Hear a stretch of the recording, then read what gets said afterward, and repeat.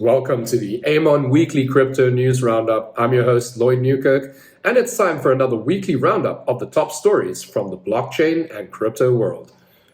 As per usual, it has been yet another notably eventful week, and in this edition, we cover updates regarding Terra projects migrating to Polygon, a recent Uniswap phishing scam, President Joe Biden's call to the public for comments on Executive Order 14067, and more. In the latest update on the Terra Luna saga, close to 50 projects built on the failed Terra ecosystem, including the NFT marketplace, One Planet, and more, have started a migration to the Polygon network, with more making the move soon.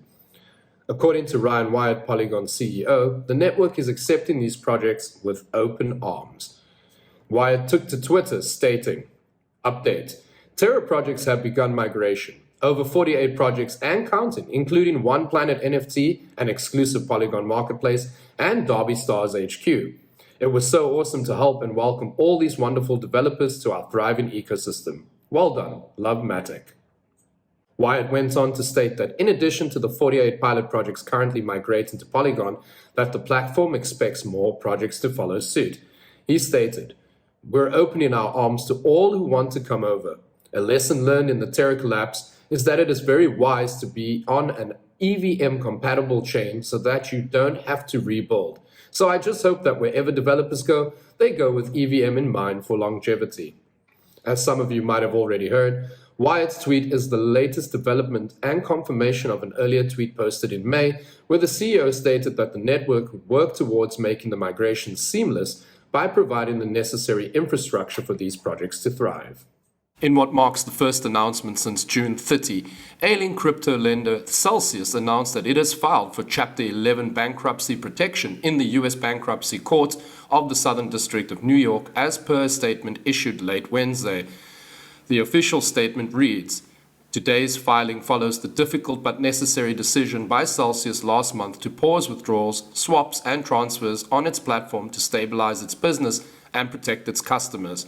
Without a pause, the acceleration of withdrawals would have allowed certain customers, those who were first to act, to be paid in full, while leaving others behind to wait for Celsius to harvest value from illiquid or longer-term asset deployment activities before they receive a recovery." CEO Alex Mashinsky stated, "This is the right decision for our community and company. We have a strong and experienced team in place to lead Celsius through this process.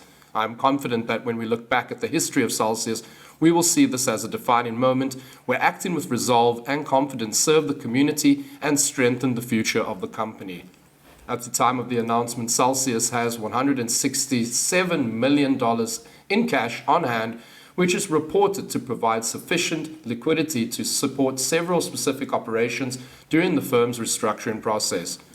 In fact, in order to ensure a smooth transition into the Chapter 11 process, Celsius also filed a series of customary motions with the court to allow the company to continue its operations in the normal course.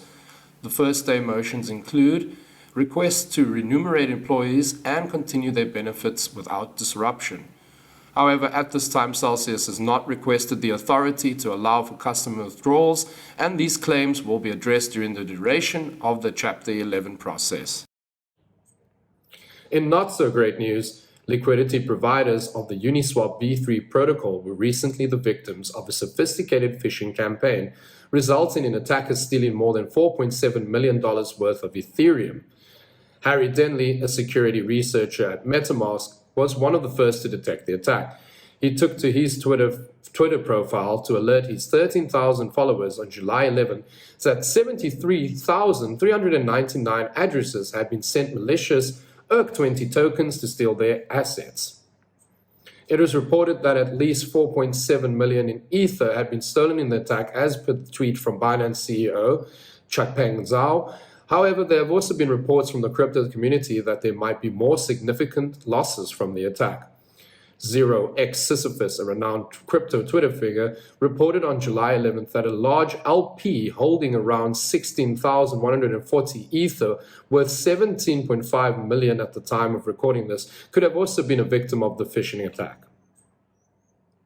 Initially, Binance's CEO Zhao created yet another ripple effect in the crypto community FUD, guys, when he first reported the attack, calling it a potential exploit of the Uniswap protocol on the F blockchain.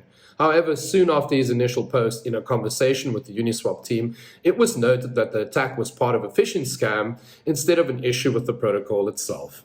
Moving on to some presidential news from the United States of America. Joe Biden's crypto executive order 14067 wants the public's input. On Tuesday, July 12th, the U.S. Department of the Treasury extended an open invitation to the public to comment on President Joe Biden's executive order on digital assets. In an effort to glean insights from the people, the Biden administration and the U.S. Treasury are asking citizens for comments on the president's executive order 14067.